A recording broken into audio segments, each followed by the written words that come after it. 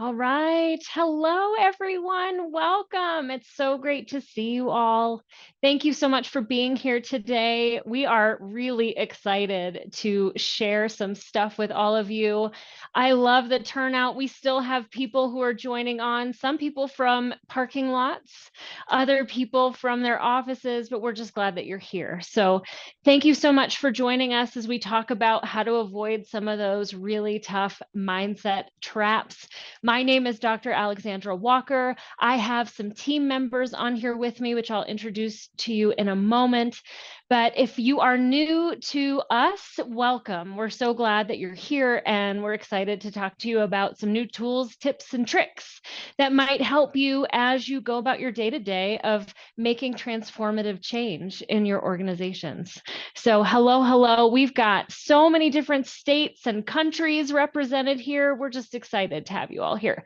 So if you haven't already, please take a minute and say hello in chat. Where are you from? Are you calling in from a parking lot or a coffee shop, or where are you? We would love to hear from all of you. So excited to have so many alumni with us and some new folks too. So please share your knowledge and expertise. Oh my goodness, so many friends here today. Hello, hello, everybody. Welcome. So excited. So as we're saying hi and getting to know each other, please know that while we go through the webinar, you can chat with me and my team through the chat. You can chat with each other. Everyone can see those chats. You can also select to just send private messages to my team, and they'll be monitoring the chat as we go through.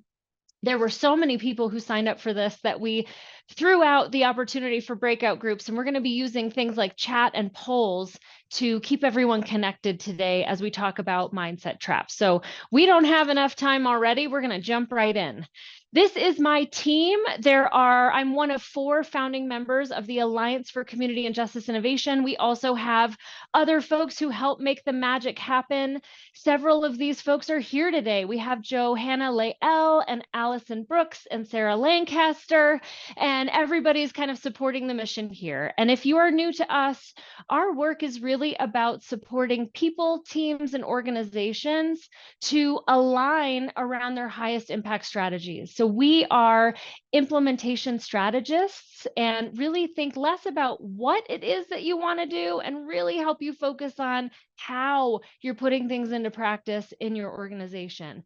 And we do that in a lot of different ways, some of which we'll tell you about as we chat, but we're just excited to share some new tips and tricks. And we love thinking about how to make things really practical. So our number one goal today is that you can sign off from this webinar and have some new things to think about, to talk about with your teams, or to try out in practice. And we hope that you'll let us know how that goes and share your tips and tricks with us. So let's dive right in. You should have received an email yesterday that had this document in it. So it would be helpful for you to have that close by, because we're going to be going through the different mindset traps in some detail in a little bit. So if you got that email, go ahead and grab it. I know that Allison's also going to be putting it, there it is, in the chat, so that if you didn't have a chance or didn't get that email yesterday, you can access the document and have it handy. So we always start our work from this place. This statement right here for our alumni should sound really familiar. For those of you who are new to us, the idea behind implementation science really is that organizations and systems are perfectly designed to get the outcomes that they get. And a lot of people get stuck on that word perfectly.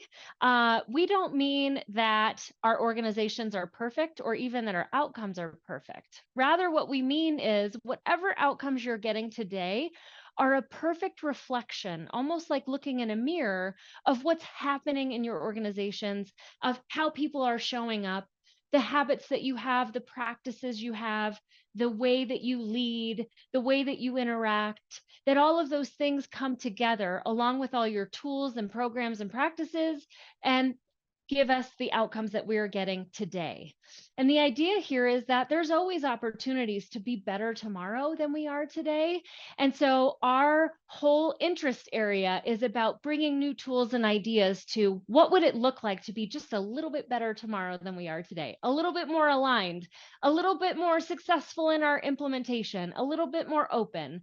And so that's what we're going to be working on today. We have a new tool. Some of you that are on here today got to see that tool in New York City this year, but we're going to be kind of walking through the 4 steps of our adaptive problem solving tool. And this is a tool that you'll receive when the webinar is over. We'll send you an email with the video and this tool and the document we sent yesterday. But we're just going to be walking through the steps and really focusing on the mindset trap piece, which is what today's presentation is about. But just know that this is meant to help you and your teams kind of walk through some of those wicked, persistent challenges that, despite your best efforts, seem to continue on, live on in our organizations without getting solved in any sort of meaningful way. And so when we think about the tool, it starts with diagnosing the challenge. And diagnosing the challenge has really 2 parts to it. That first, we have to understand the challenge that we're faced with in order to be able to think about how to solve it. And as high achieving humans and people who want to do the right and best thing, we have a tendency to jump pretty quickly into solution mode. We see a problem, we want to fix the problem, and we want to do that as quickly as possible. And sometimes that can create a situation where we're solving the wrong problem, or perhaps even solving a symptom and not the problem at all. So the step 1 of the tool is really about making sure that you are fully aware of what the actual problem is and trying to step outside of putting band-aid fixes on symptoms or addressing complicated adaptive problems with very technical solutions. So let's break that down. Okay, the first piece is this idea that most of the things that are brought to our attention as problems are more deeply rooted. We're actually seeing the symptoms, what's above the surface, and we have to dig deeper into what's really going on to get at the real issue. So this could sound things like, this happens a lot with change. We don't have time to do this. We can't possibly make this new thing happen.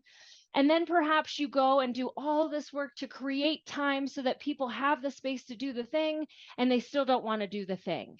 That is a sign that it's not really about having time, although none of us ever seem to have any time. It's really about something deeper than that. But we've just spent all this effort and energy trying to create time when really we could have dug a little deeper to find out that maybe it's discomfort, or maybe it is not knowing if we can do it. There could be a lot of other reasons.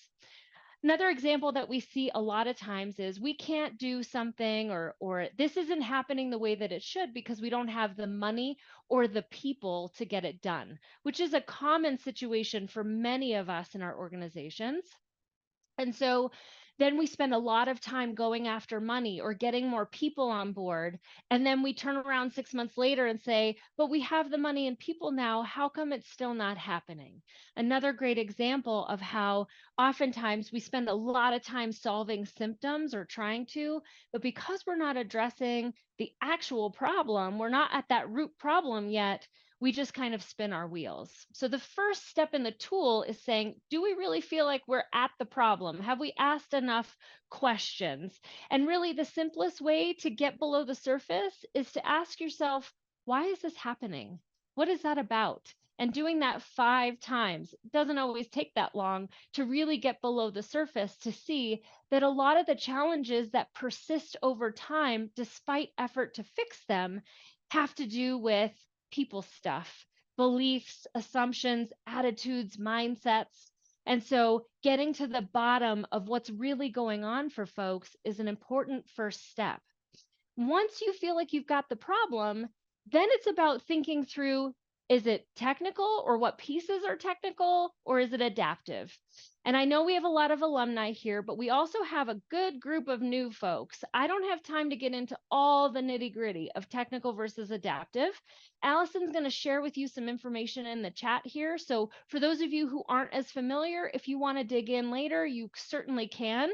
But the general gist here is that just like our default is to stop at the symptom and try to solve that, our other default is to see everything from a very technical lens, that I see it very concretely, it's very clear to me, there's a simple solution, we'll just do this thing, we'll just get more money, we'll just add more time, we'll just get more staff, and that will fix the problem.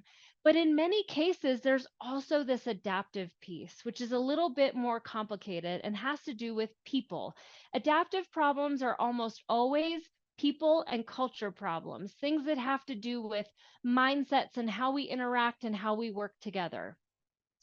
And so while it's simple perhaps to think about technical and adaptive as like technical are easy things, adaptive are harder, it's not always the case.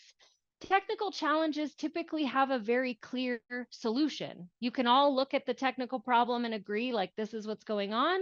And if we had someone who could give us the authority to do this fix, once we apply the fix, it'll be solved. So a technical problem is something like we need an additional piece to our data management system. It requires $10,000 and we need the leader to say yes. The leader says yes, you spend $10,000, you get the extra module in your data management system. Then the adaptive side is, but no one's using it, or no one's using it the way you were hoping they would use it, or people are still using the old system. Those are examples of all the adaptive side of things that get in the way of all the technical stuff that we spend a lot of time doing. So again, step one of this tool is really trying to guide you towards, are you truly understanding the full scope of the problem? Have you gone below the surface? And can you tease out the technical pieces with the adaptive? Because in many cases, our persistent problems have pieces of both going on within them. The technical ones tend to be easier fixes as long as we get approval from whomever. Adaptive challenges require a little more finesse, a willingness to experiment and to try things. And that's what we're going to be focused on today. So I'm curious, share in the chat. What is a big adaptive challenge that you're faced with right now? What's something that you've been trying to work on, and despite many efforts and opportunities and attempts to fix it, it persists? What's going on there? So if you're willing, share with us in chat. We'll try to use some examples from our own space to tap into what's going on for you. Consistency in rules, culture stuff, people, choosing to do behavior change stuff instead of just surveillance stuff, or vice versa. We see that a lot.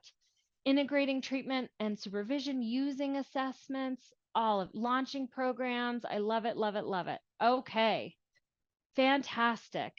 We have the data systems, but are people putting the data in it? Fantastic. Okay, these are great, right on point.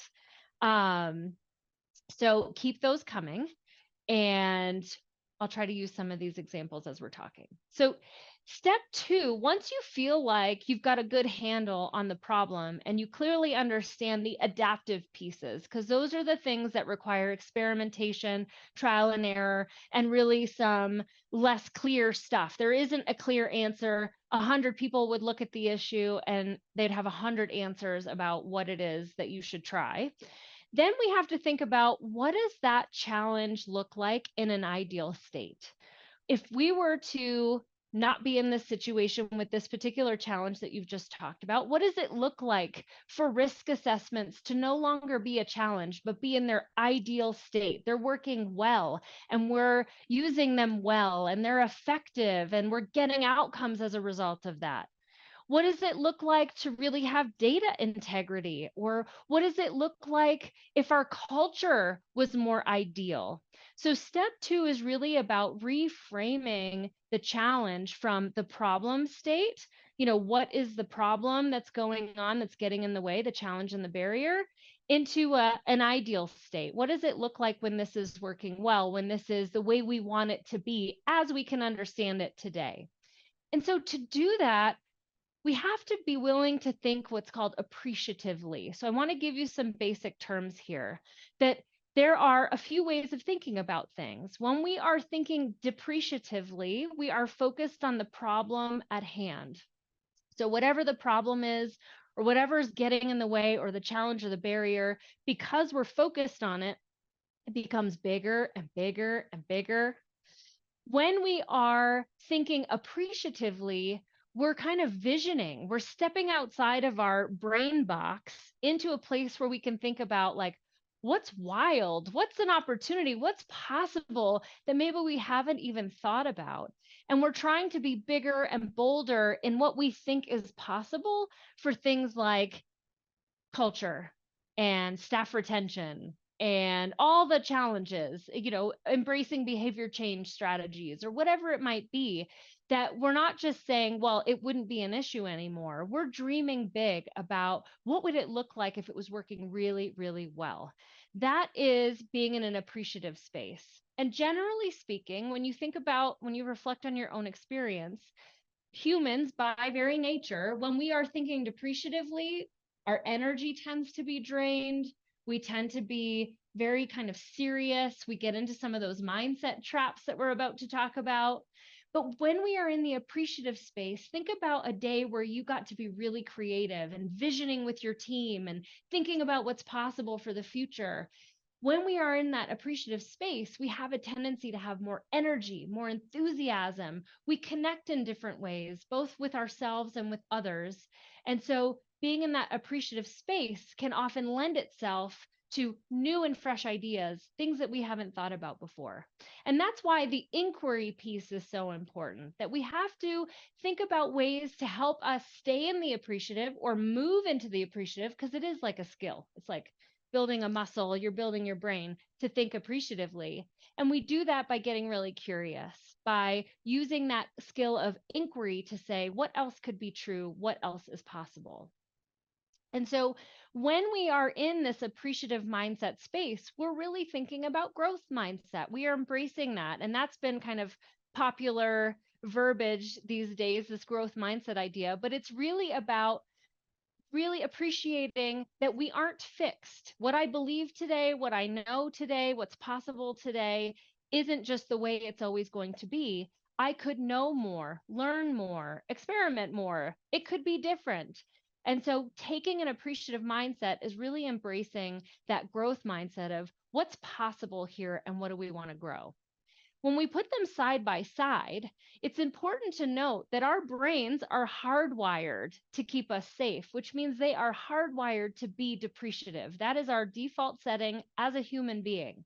Now, some of us are more naturally appreciative than others. That is true. But all of us are at risk of falling into our default setting, which is focused on the problem, trying to fix it as fast as possible, and move on. And when we do that, we have a tendency to drain our energy and limit what we see as possible. Our default setting kind of puts blinders on. We don't want to know about all that other stuff that's possible. We just want to fix this as fast as possible and move on. When we're in that appreciative mindset space, we're really thinking about what's possible. We're trying to step outside of what we've always done or what we've always thought or what we always believe to really think about how could this be better for all of us? What are we missing? What's something we haven't tried? What's something that we could do that might fix this challenge? And so when we're being appreciative, that's really where we can step outside of our default setting and do something different. And the important part of this is that when we are trying to create transformative change in our organizations or do something better tomorrow than we've done today, because we are on an open loop system in our brains that we appropriate feelings from other people, the mindset that we choose to adopt in our organizations, on our teams, and even for ourselves in our work is very contagious. And so if we are stuck in the technical and depreciative mindset, that is going to spread like wildfire across our organization. Think about those times when you've introduced an idea or someone else has introduced an idea and someone with a very loud negative voice was like, that'll never work, that'll never happen, and it just shut down the whole conversation. That is an example of the emotional contagion at work. People then say, well, then I guess it's not possible, or we can't try it here, or we can't do that. And so we have to be really careful because our emotional contagion, especially if we're in perceived positions of power, can really spread quickly across the network and can have an impact on what people believe is possible in their work. So at the end of the day, there are at least three, there's probably a million more, but at least three ways of thinking about any situation, no matter how bad or how awful or how hard or how challenging. There is our default setting, which is that depreciative lens, where we're just focused on the technical pieces of the problem in most cases. We want to solve it as fast as possible. And this is where we have a tendency to get really stuck in our mindset traps. There's more of a neutral lens, which is kind of like, it is what it is. It'll always be this way. We can't really fix it, but we won't make it worse by perseverating on the problem. But then there's also this appreciative lens of thinking about what else could be true, what else is possible. Is there something we haven't thought of? Is there a way for us to move beyond what we thought was even possible? How can we do this together? There's all sorts of different ways that you can step outside of that depreciative mindset into a more appreciative lens. And that's what we want to do here today. We want to introduce you to some of these mindset traps. There are 18 of them, if you can imagine, that we've identified so far. And mindset traps very much sit in that depreciative lens, that space where we kind of have those blinders on and we're just kind of seeing things the way we've always seen it or feeling very stuck in what's possible, and how you can reframe it over to more of an appreciative lens, try to step outside of that and do something different. Because just like we said in the beginning, if we continue to do what we've always done, we will get what we've always gotten. And that doesn't mean that what we have right now is bad. It just doesn't include the idea that it could be better than what it is right now. So if you are not familiar with appreciative thinking, if you're not one of our alumni, Allison's going to put a link to some more information in the blog. I know I'm skipping through this very quickly, but I want to make sure that if you are new to us, that you have access to more information if you'd like it. So this brings us to step 3 of the tool, and this is where all the mindset stuff comes in. So on the tool itself, once you receive it, you'll see that we've identified 6 primary mindset traps, the ones that we tend to see most often. But for today, I want us to go through all 18. I want to be able to share some examples, hear your examples, and think through, for those challenges that you've listed earlier, your adaptive challenges, what are some of the mindset traps that really resonate for you, that really, you say, I've thought that before when I was dealing with this challenge, that came to my mind. So that's what I want you to be thinking about as we go through this process.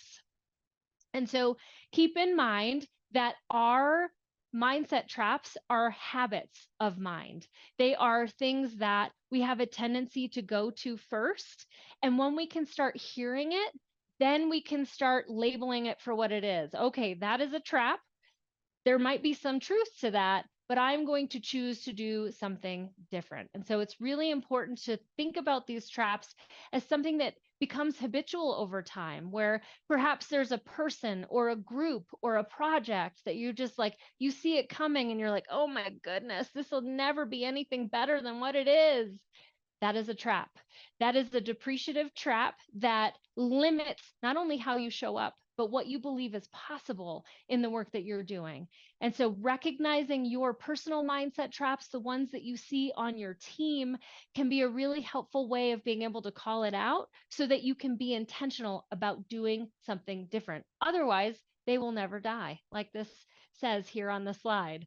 And so keep in mind that everything we're sharing with you today is really like a dialogue tool. This is something that you should play with, share with your team, share with your family, get some ideas, think about how people see you showing up and where they see you getting stuck, and create opportunities to share that with other people as well.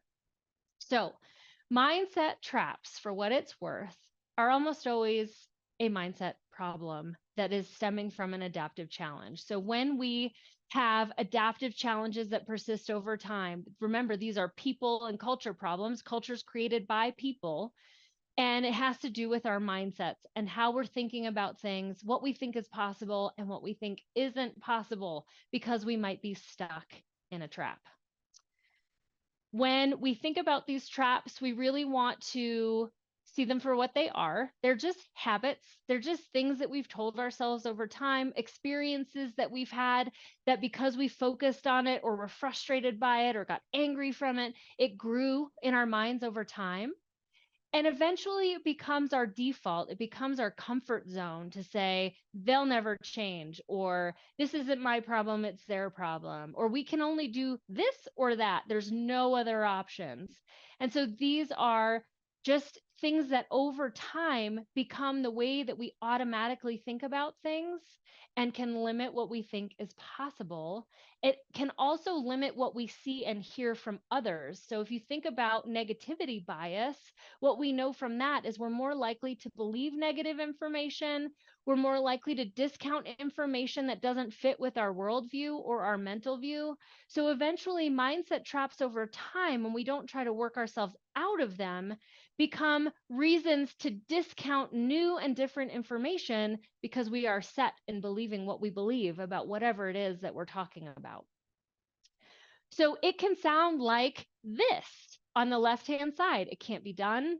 We've tried that before. This feels hard, so I'd rather just say no. It probably won't work anyway. My favorite is, what if we end up on the news? Or when things go wrong, it's probably because everyone else is an idiot. And we should have done something differently.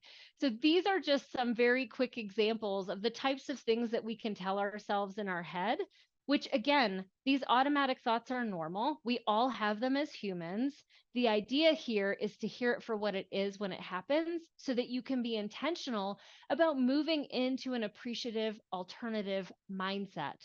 Because when we are imagining and visioning and thinking about what's possible and what opportunities exist, that can be a much more powerful space than what we think we know or what we feel we know about what's happened in the past. And so we want to really recognize our mindset traps and the narratives we have for what they are so that we can be intentional about saying something different. Like, what does it look like if we focus on progress over perfection? What if we said yes?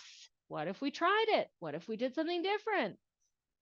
Is our job about protecting ourselves or serving others? What is the most important piece? Um, what about all the, I love, Danelle, that's great. I'd rather say, what if we do end up in the news? We should tell everyone about the great stuff that we're doing. Fantastic. Let's get ourselves on the news for a positive reason instead of a negative reason, and understand that that is going to happen too. And so really thinking about how we can shift our focus with intention and what kind of doors that might open up for all of us in how we do our work. So when we think about appreciative mindsets, we're really trying to create new thinking patterns in our brain, new ways of interacting. I think about all the mistakes I've made in my career and all the times we get together with our team and talk about, as practitioners, where we went wrong and how we got in the way and how our mindsets actually created a barrier to doing the best work, even though we were committed and wanted to do the best work in those moments. Sometimes what we thought about others or organizations or teams or projects really became that barrier. Had we been able to be more appreciative in those moments, we would have been able to reframe and challenge ourselves in what we thought was possible to address this particular challenge or whatever it was that was going on. And so let's dig in to these different mindset traps. This is where I want you to grab that handout or have it nearby, because I'm going to be talking about all 18 mindset traps here today. And so if you want to kind of look into the nitty gritty of what I'm talking about, you can use that tool to do so. So we've categorized these into different groups. So the first group I want to talk to you about includes mindset trap number 1, 3, and 7. So binary, perfectionist, and fixed. And all of these mindset traps are really about kind of rigid thinking. There's a right way and a wrong way, or we can't do anything until it's perfect, or there's only two options, nothing else exists in the world. And so these mindset traps have that in common with one another, that there only is so much that's possible, and we can't really move forward either outside of those options or until things are perfectly worked out just the way that they need to be. So if we look more closely at the binary mindset trap, right? This is really categorized as we can do this or this, but we can't do both. And this is really, we see this a lot in organizations that are struggling to blend kind of traditional supervision strategies with behavior change strategies. It very much within organizations culturally can feel like we have this group over here and we have this group over here, and never shall the two meet in the middle. And there are people who really believe this is the right way and the only way. And then there are people who believe this is the right way and the only way. And there isn't an opportunity to perhaps hold people accountable and work on behavior change at the same time. Or we have to choose public safety or treatment. We can't do both. And so that's really where this binary trap kind of comes into play. But all three of them, binary, fixed, and perfectionist, are kind of stuck in that very rigid, there's a right way, wrong way, it's got to be right, and it can only be this option kind of way of thinking. And so when you look over these three and the example that I just gave you, I'm curious, Allison's going to launch a poll for us. In the last 6 months, which one of these three, have you experienced the most in your role? So which one of these, or how often have you been experiencing these things, these different mindset traps in the last 6 months, if you had to rate them? And then Allison's going to share. Ooh, the results are pouring in. Give us a second.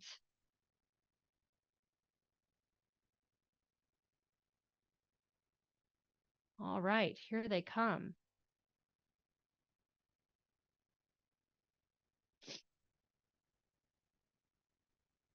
Fantastic.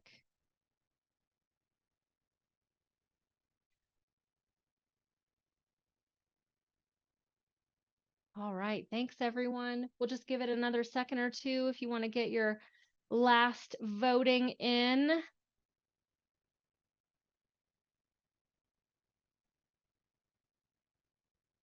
All right. Fantastic. Thanks for sharing, everyone. This is great.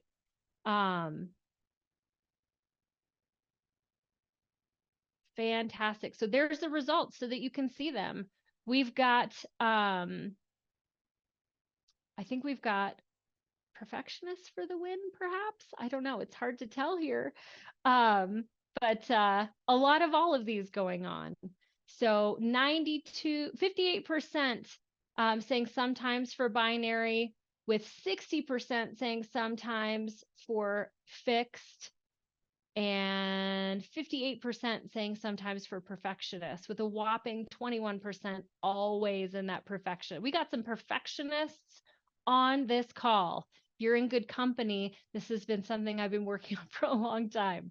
But it just goes to show that we see these traps showing up in ourselves and in others around us often, where we can only do this or that. There's no in between, or it has to be perfectly perfect.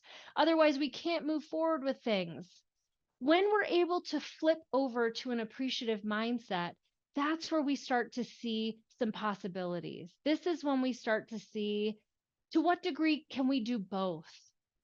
We've looked at X and Y. What about Z and A and F and G and R? Well, what are all the options that we haven't considered? In many cases, stepping outside of your default depreciative mindset trap requires other people's brains to help you do that. We can learn to do it for ourselves and recognize those mindset traps for what they are. But sometimes we get stuck in, but I don't know what the other options could be. I don't know how to think about an X and a Y and a Z and an ABC.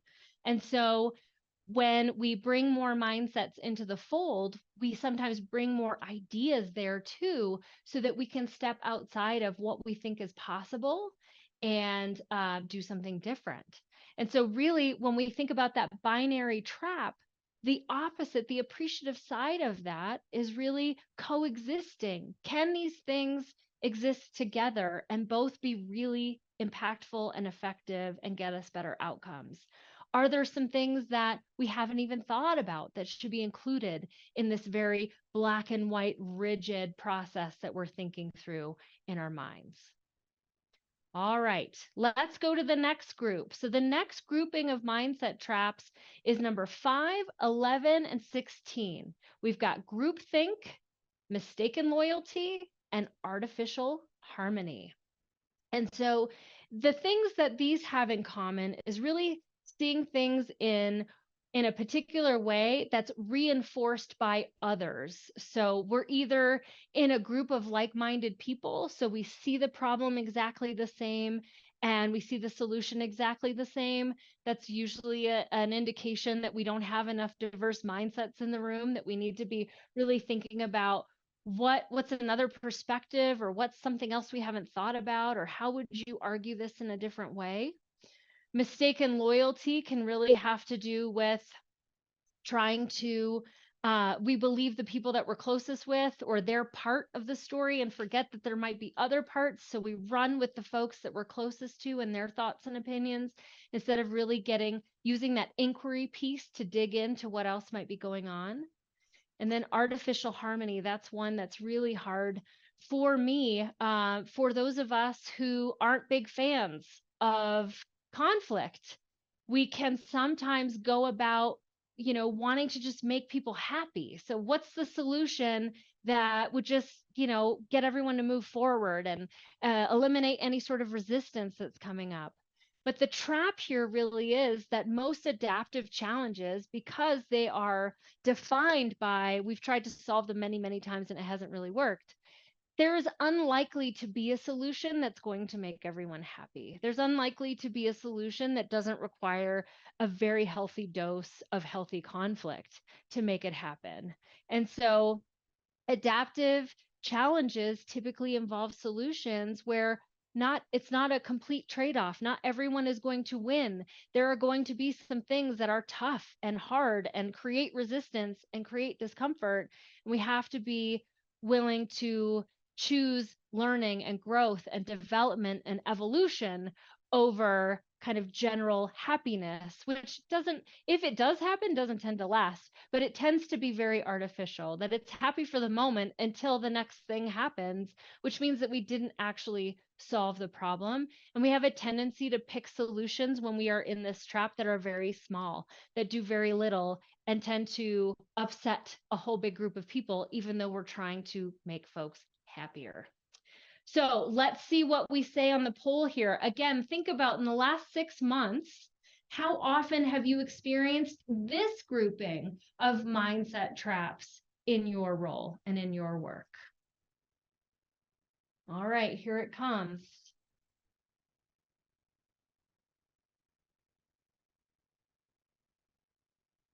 Wow, here we go. Fantastic. Thanks, everyone.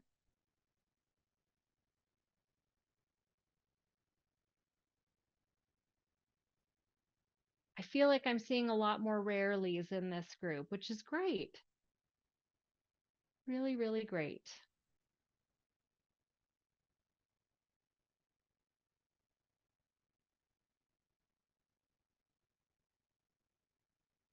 Okay. We'll just give it another few seconds, see if we can't get a few more last minute options in there.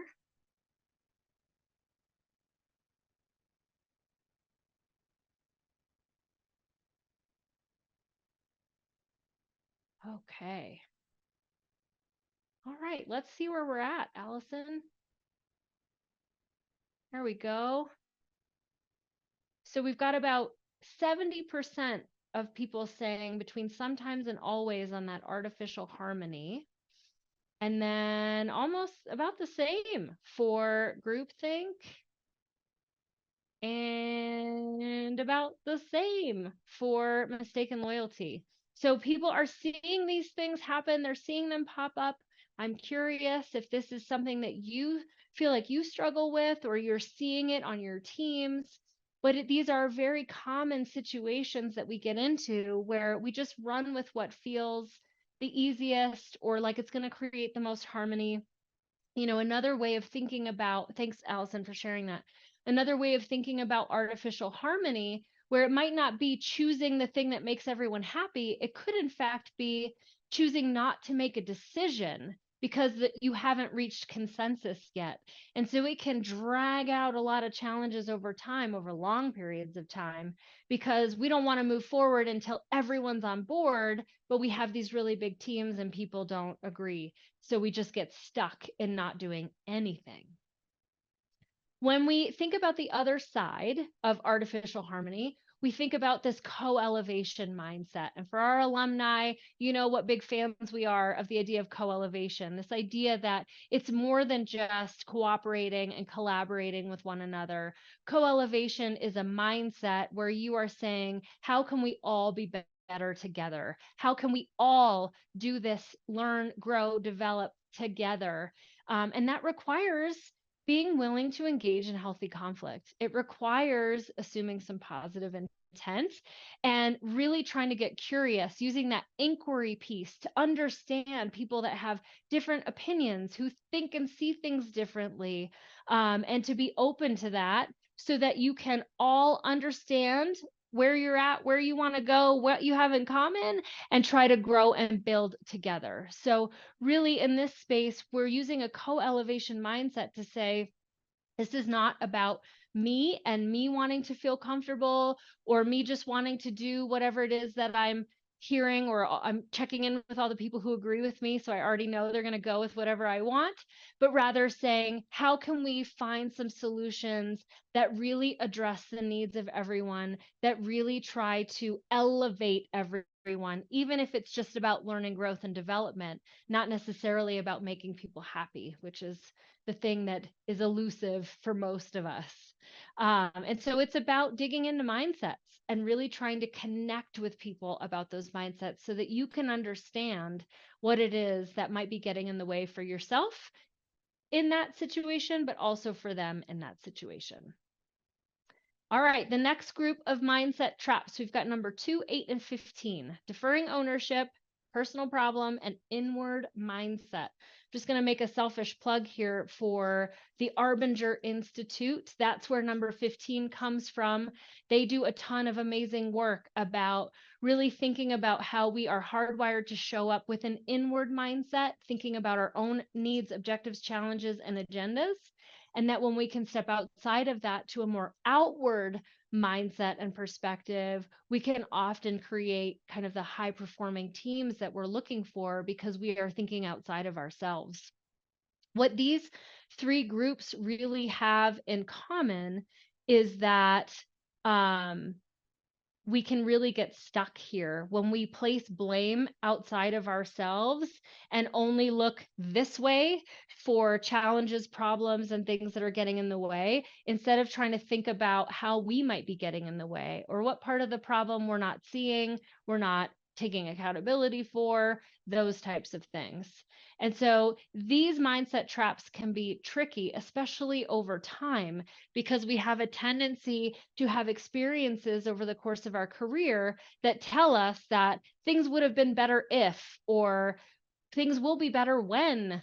And those types of things are truly mindset traps because things can be better right now, depending on what you do. So when we think about this deferring ownership, this is something that I'm super guilty of, and that we see a lot in different spaces and places, which is that it's not my responsibility to fix the culture, it's their responsibility to fix the culture. Or, this is not a great work environment, that's not my problem, that's the leadership's problem. And so deferring ownership is really about like, fixing this issue is their responsibility. And until they do something, there's not a whole lot that I can do.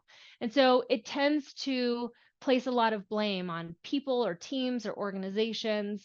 I can think of a few stakeholder groups that were historically really challenging to work with in my career, that when I knew they were going to be at the table, I was like, oh, this isn't going to go anywhere until they fix their stuff. And that is a trap. That is a trap that limits what is possible in working with other entities and really solving problems. Transformational problems, the adaptive problems require transformational efforts. And we can't do that until we're able to step outside of some of those default traps into a place where we can reimagine what's possible. Instead, we get stuck applying the same solutions over and over and over again, hoping for a different result. So, deferring ownership is really placing blame outside of ourselves and saying things like, when that person retires, then we'll be okay. Or when that leader leaves, then we'll be able to do something. Or the whole reason this thing is a problem is because of that person or that team or that decision, when really we have a lot that we can do for ourselves. So, again, when you think about these three mindset traps in the last 6 months, where have you seen these? How often are you experiencing these three traps? And Allison's going to pop up that poll here for us because I'm curious. I know this one was big for me, and has been a lifelong journey of work to try to think about what I can own.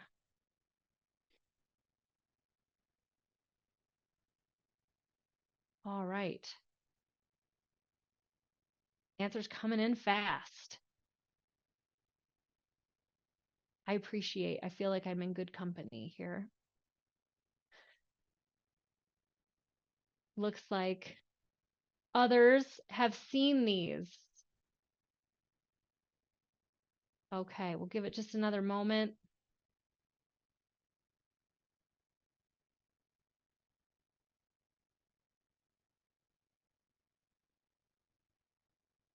Okay.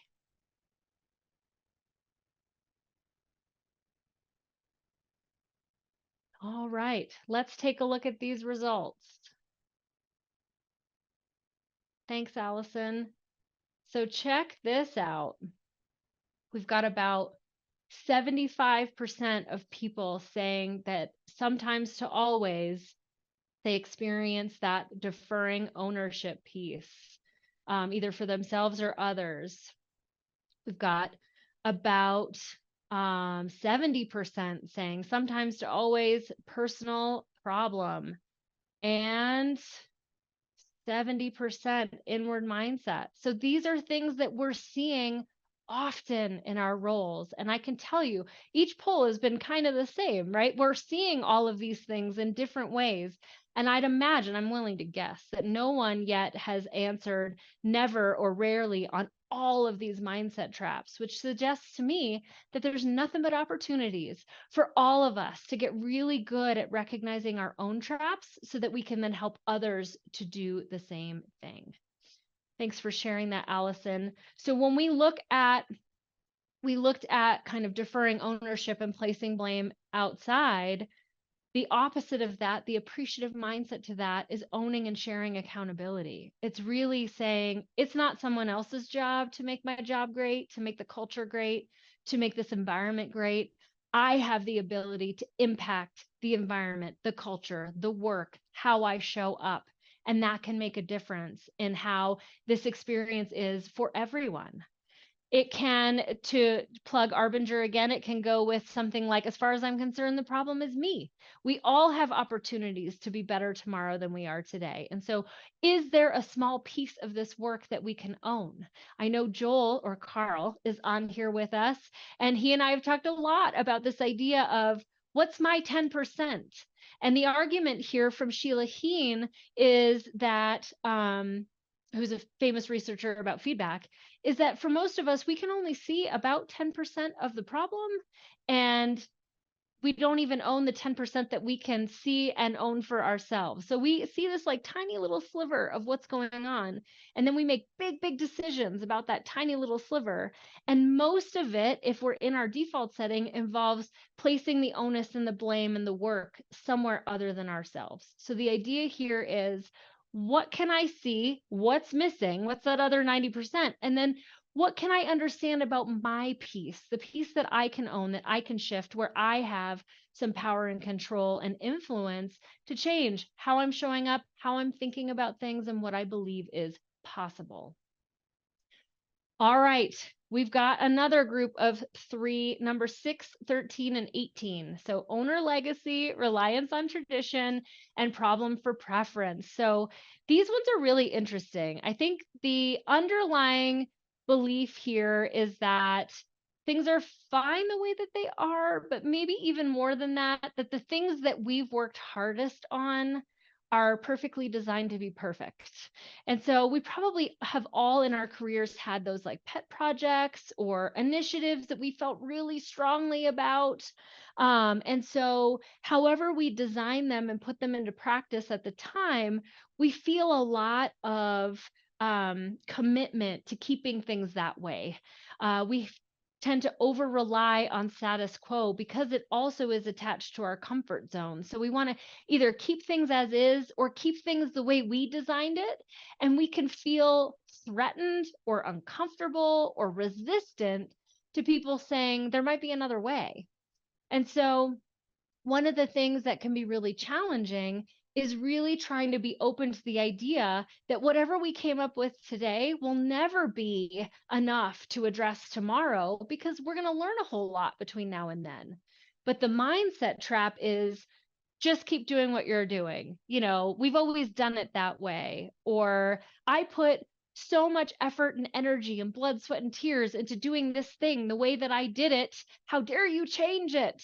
And so let's dig into these. They all kind of have that in common here. And so that owner legacy trap is something that I really resonate with because over my career, I've been tasked with like what felt like really big projects that hadn't been done before. And so when you've been in roles where it's like this role has never existed, or we want to start this new thing, go make it happen, you put a lot of effort and energy into trying to think about the best way to do it and how it should be done.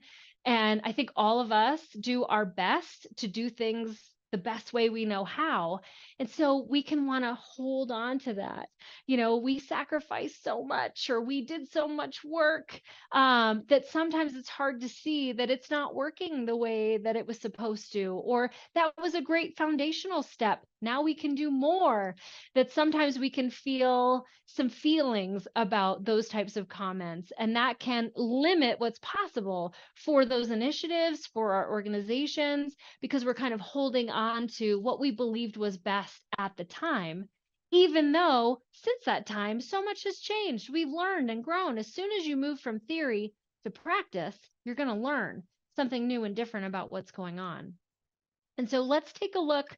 When you think about these in the last 6 months, Allison's going to pop up that poll for you again. How often have you experienced these ones in your role, where people are holding on to the way that they conceived things from long ago? Or we've got this reliance on tradition. We can't do anything any other way. It's just got to be this way. It's the way we've always done things. And I don't want to let go of that. And so what does this look like for you in practice? We'll just give it a minute.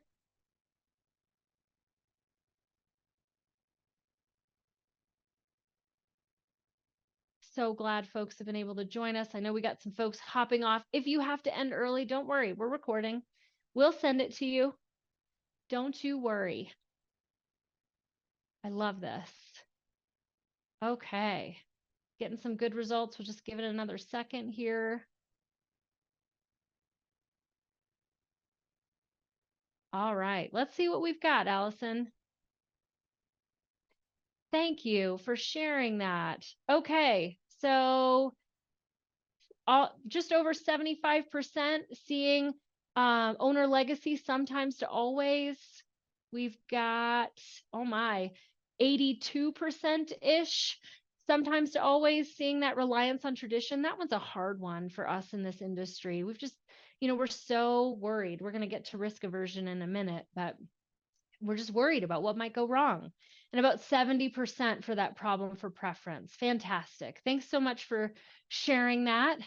So we talked a little bit about the owner legacy piece. When we think about the appreciative side of that, what's the opposite? It's really an empowerment mindset. It's really understanding at your core that yesterday's solutions are almost always today's problems. That I can think of a number of projects that I've worked on that people talk about today, like, it's not enough, or it's not getting us the outcomes that we want, or it needs to be completely revamped.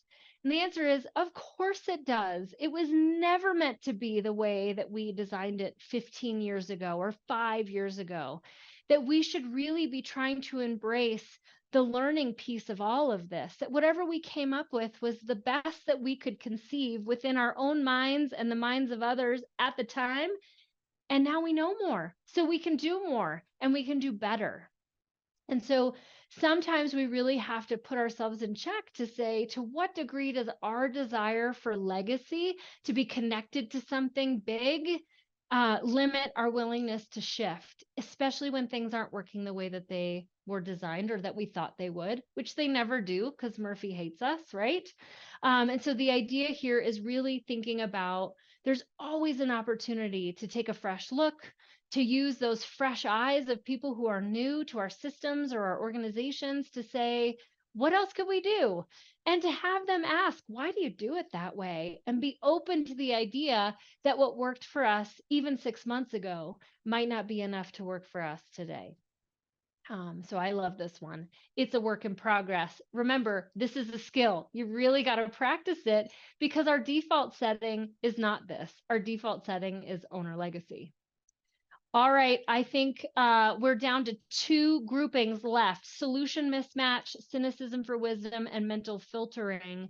These are kind of doing the same things over and over and over again, expecting different results. And so these are where we just keep going after that technical problem and trying to apply fixes to that and just ignoring the adaptive side of things.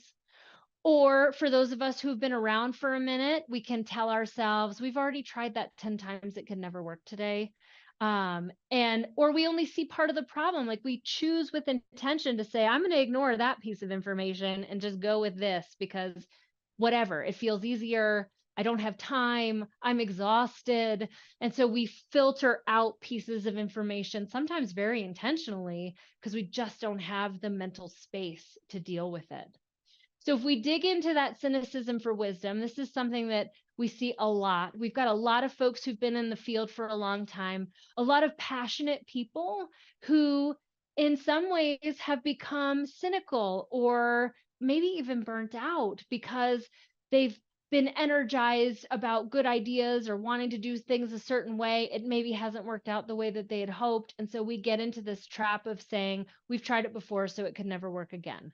And so we say that's wisdom, right? We claim that I already know that won't work is being wise and knowledgeable, when in many cases, for a lot of us, it's more like being cynical because we just can't see outside of this trap. We can't see that things could be different today than they were a couple months ago, a couple years ago, however long ago. And so this can be really challenging, especially for those organizations that have a lot of folks who've been around for a while.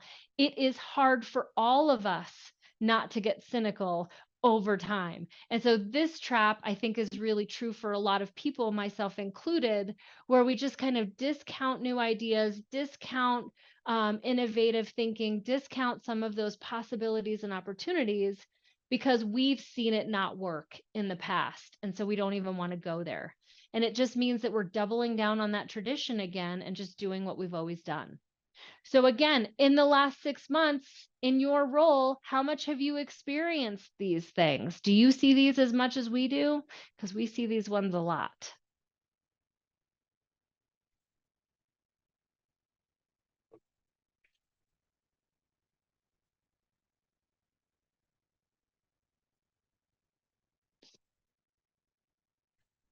All right. It looks like you do. I'm just going to say.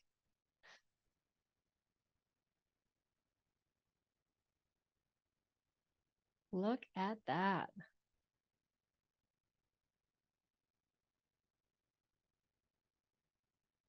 Okay. I can't wait to share these results with you. All right, Allison, let's share these.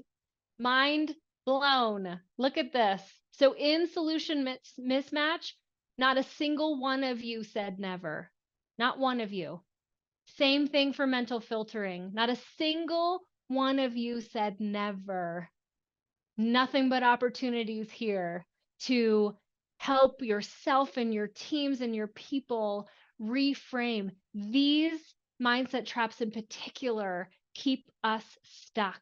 They keep us stuck in the way that we've always done things because we've maybe tried to do things differently and it blew up. Sometimes the stories we hear and people's heads rolled, people got in trouble or people got fired, or sometimes it just imploded altogether. So what interesting data here.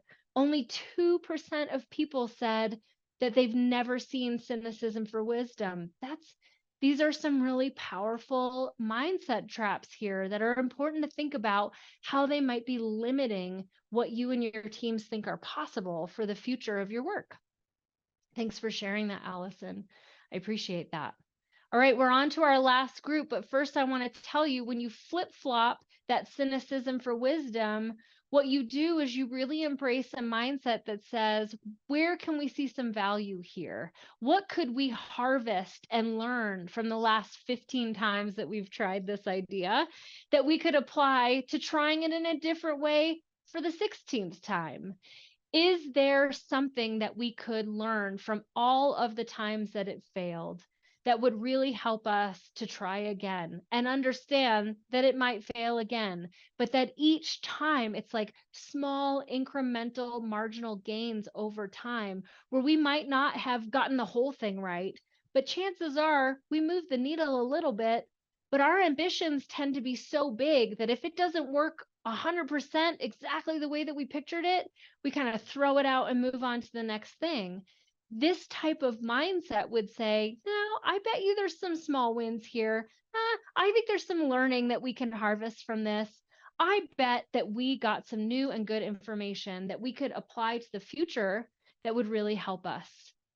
And so really kind of thinking about how can we not just get it wrong, but get it wrong in a way that helps us try again next time in an even better way. So that failing forward and failing often. This is our last group, folks, and I bet we missed some of these. So I want to hear about your mindset trap ideas. These last three we see a lot of as well. They kind of tie into the last grouping that I shared with you. 4, 12, and 14 are risk aversion, clutching to that historical baggage, and perfect world traps. So I would say in our field, in that criminal justice space, human service space, we have a tendency to really embrace that risk aversion piece. But all of these have to do with things have gone wrong, sometimes horribly wrong in the past. And so it makes us really focus on all the reasons why we can't do stuff. We can't do stuff because we could end up on the news. We can't do stuff because someone might die. We can't do stuff because 5 years ago, someone lost their job for trying something new. And sometimes those stories grow legs and become these outrageous stories that people tell as if they happened yesterday, when in truth, it was 20 years ago and the story looked a lot different in reality than it does in our minds. But we talk about it as if it just happened yesterday and we were all connected to the story. And so these traps can also go hand in hand with things like cynicism for wisdom and reliance on tradition, because any sort of change effort that we try, big or small, can be scary. And so we look for all the reasons to not do it and stay in our status quo instead of stepping outside of these traps that we have, where it's got to be, if we could guarantee perfection, then maybe we would try to do it. Or if it could be perfectly fair for every single person, then we would do it. But it's not, so we won't, because it's scary and someone might get mad. Or I remember someone got mad before and, the wheels fell off. And so if we dig into risk aversion, which I think is one of the bigger challenges for us in this field, we have a tendency to really double down on our depreciative way of thinking around the most outrageous things that could possibly go wrong, like things that are highly unlikely to happen, but that's what we get focused on because it could happen. I see this a lot. Some folks put risk assessments in the adaptive challenge question in the chat. as their answer, you see that a lot with risk assessments. Like, this risk assessment doesn't account for the person who has this, and this, which are all like off the chain things that rarely ever happen, but the assessment doesn't account for it. So I use that as an excuse to say, see, it's not a good risk assessment. We shouldn't use it because it doesn't capture every single possible situation that could ever happen. That is an example of this risk aversion trap that we get into that can really hang us up here. So we tend to stick with tradition. We make the most conservative decisions, which tend to be well within our comfort zone and are guaranteed to keep us out of litigation, even though we all seem to be getting sued all the time, or out of the news, even though we all tend to be in the news all the time. And so it's just a very interesting way to go about it, but it gets us really focused on that 1% of cases that are happening. So last poll, promise. Of these three in the last 6 months, how often have you experienced these? I love that, Stephanie. Yes, the outlier thought process. That's a better way of saying it. I like it. That's really great.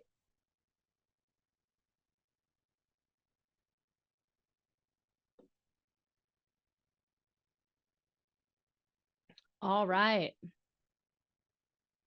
Getting some good answers here. Just give it a few more seconds.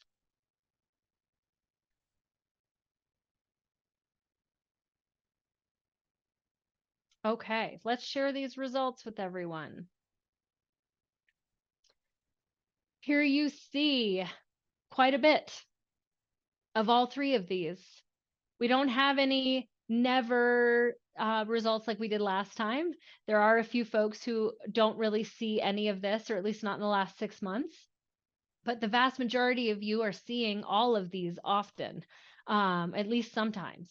And so things to think about how our hyper focus on depreciative thinking and what could possibly go wrong and all the millions, myriads of things that could go wrong can keep us really stuck in doing things the way we've always done it, because hopefully that keeps us out of the news or lawsuits or whatever.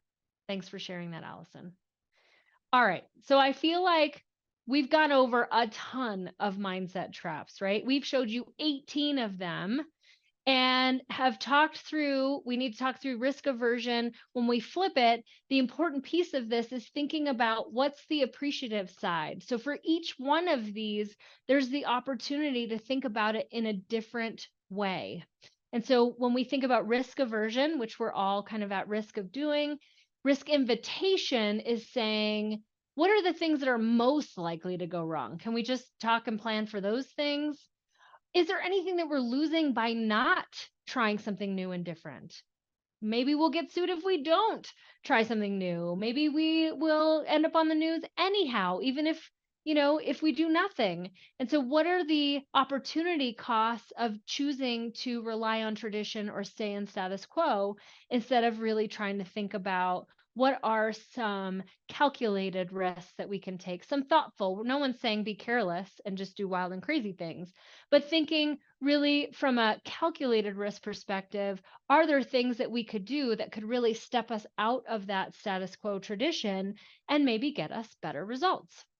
Really trying to stay focused on what's most likely to go wrong, not all those hundreds of things that are like one-off, highly unlikely things to happen. So once you've kind of thought through your adaptive challenge, so think all the way back to the beginning, what you put in your chat about your adaptive challenge, culture, assessments, data integrity, behavior change strategies, all those kinds of things. I want you to think about what's kind of the underlying problem behind that and what mindset do you think happens the most for yourself or for others when it comes to that particular adaptive challenge, because that's how we can then move in to this step 4, which is really about reimagining and rethinking. If my go-to mindset challenge is we can't do that because it feels risky, or we can't change it because I put a lot of effort and energy into that, or I remember a story of someone who tried something like this and they ended up getting fired 10 years ago. When we're in those traps, what are some ways that we can help ourselves move into a more appreciative way of thinking? And so in the chat, I'd love for you to share which mindset trap resonates the most for you when you think about your particular adaptive challenge, whether it's for you or for your team or your organization, like what's really getting in the way. And if you want to be creative and fun, if you have any ideas about mindset traps that we didn't think about, what did we miss? We would love to hear any of those in the chat. So share those things in the chat. And as you do so, we're going to jump into how do you step outside of these? Well, for each one of those traps, you can think about what could I ask myself when I hear it, when I say, oh, there's that trap again, I hear it in my head. What are some things that you could ask yourself to try to step outside of it? So we talked about coexisting mindsets and owning and sharing accountability. Some of the prompts, the questions that you might ask yourself is like, what else could be true? Can these things live together in harmony? Is there another option we haven't thought about? Or maybe it's things like, as far as I'm concerned, the problem is me, or which part of this do I need to own? How might I be negatively impacting what's going on or what I think is possible? And so for each one of you who is putting these things in the chat, thank you so much. Risk averse, perfectionist, deferring ownership, problem for preference, tradition, all these things, right? For each and every one of you who's thinking about what does that look like for me, I want you to be thinking about when I hear it for myself or in others, what's something that I can ask, something I can say that might help us move closer to an appreciative mindset. And so several people are saying perfectionist mindset traps. Maybe that question is, what could progress look like? What could we learn if we took a step forward and didn't wait for perfection? Risk aversion, what can we learn from the things that have gone wrong in the past and that we can use as we move forward in the future and try new things? Or are we just going to stay stuck forever? Right? How can we help people and ourselves push outside of it? And just like anything else, for what it's worth, if we can't do these things for ourselves, it's really hard, if not, dare I say, impossible, to try to do these things for our teams. So if you're thinking about like, I'm willing to do this, but I don't think my team can do this, that sounds a little bit like deferring ownership. And so we need to remind ourselves, how can I do this for myself, model it, share what I'm doing with my teams in hopes of helping them to be able to do the same thing? So it really starts with us understanding what our traps are and being really open as we can be, learning in public with our teams to say, I feel like I'm getting into a trap here. This is what it sounds like for me. What else could be true? What else could we be thinking about together? Awesome. Thanks for sharing all of those, folks. Once you have a sense of what the mindset trap is that might be getting in the way, then there's many more, but at least 7 adaptive strategies that you can be thinking about in terms of what could I try to get closer to that ideal state. I've got the challenge. I know what I want it to look like in ideal state. And I've identified some of the traps that I'm seeing for myself and others that are getting in the way of us getting to ideal state. I'm going to try to flip those to appreciative and start building that muscle. Now I need to be thinking about what are some adaptive strategies that I can apply. Remember, adaptive problems require experimentation, iteration, learning, trying something new and different. So by the very nature, those wicked sticky problems need you to keep trying again and again and again if you're ever going to get anywhere. And so some of the strategies that you can be thinking about involve really trying to embrace the adaptive space. And what we mean by that is trying to step outside of just looking at the technical side of things and putting technical solutions on whatever challenges are going on, and really trying to step into the space of mindsets, assumptions, beliefs, values, people. That's really being in the adaptive space, is stepping outside of the quick fixes that tend to just kick the can down the road and moving into a place of What's the real root challenge here? What are the adaptive pieces and what can we try?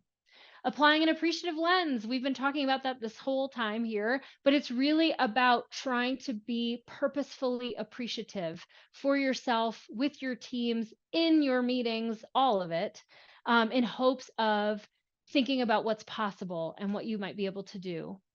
Expanding perspectives have to do with, if you think about those traps of like groupthink and some of those types of things, it's really about getting more opinions and ideas and experiences and perspectives to the table and really trying to not only get as close to the challenge as you can, but really try to be curious, to use inquiry to help you understand things in a different way and see things from a different perspective, because the way we see it is limited by all of our own experience and habit and comfort and all of that. So we need other brains to help us see the other 90% of what's going on. Developing yourself and others. This is the idea of it starts with me. So I've got to work on myself and how I'm showing up and stepping outside of my traps so that I can then help other people do that as well.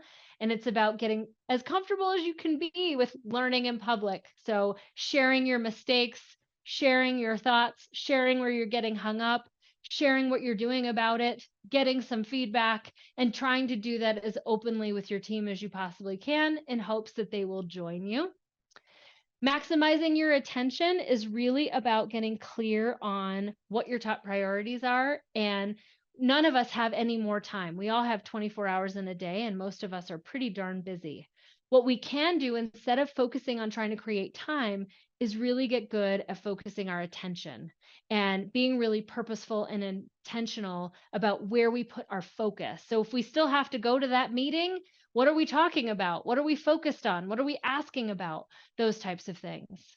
Having those adaptive conversations. Most adaptive challenges come with a whole slew of missing conversations, things that we should be talking about that we're not, conversations that are uncomfortable, so we avoid them, or we only have like a piece or a part or half. So really getting good at having some of those adaptive conversations to really get at what's going on, and then being willing to experiment with grace. And we say that on purpose because as soon as you move from theory to practice, things go wrong. And so really trying to get good at experimenting and iterating and understanding that failure is a part of that process, and failure is simply learning. So how can we learn together and try things and know that they're not all going to work, or maybe pieces and parts work and the rest doesn't?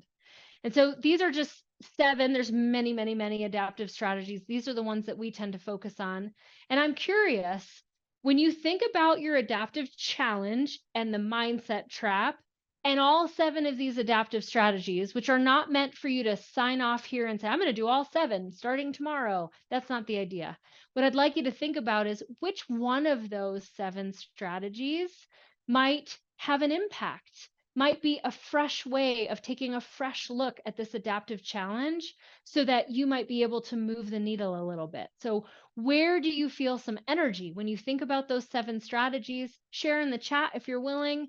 Where do you feel some energy to maybe like, I could be more appreciative in my day to day, or maybe I'm going to expand my perspective and tap into some of those people that I have been avoiding or haven't asked or don't really know how they feel about things. Or maybe it's, I have some missing conversations that I need to have. And so I'm going to practice or get really good at, starting those conversations and trying to have them. I love some of this is about really trying to maximize your attention. So, we spend so much time worrying about how little time we have that we miss the opportunity to really be focused with the time we do have and putting it towards the things that are going to have the most impact. So I love, love, love all of this. Again, it's not about doing all 7. It's really about saying, what is intriguing? What could I try? What could I experiment with for myself? And how will I know if it's having an impact? And so hopefully these are things that you'll try and that you'll let us know how it goes. I love it. All right, so this is the 4-step tool. It is really getting to the root cause of your challenge and understanding the technical and adaptive pieces, but also embracing the adaptive, choosing to go after those adaptive pieces of the problem, because without doing that, you are unlikely to make any meaningful and sustainable change. In fact, I saw some data the other day. Organizations are 4 times more likely to succeed in their transformative efforts when they work solely on mindset.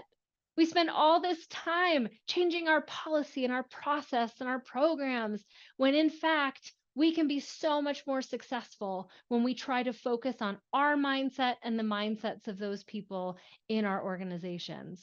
And so picking a piece and moving forward with it, and then hopefully sharing with us what you do, because we want to hear it. We want to learn together, would be awesome. So understanding the problem, then figuring out what is ideal state, at least as you understand it now, identifying those traps that you're in and maybe your team's in around that particular issue, what's getting in the way, and how can you flip it to be more appreciative.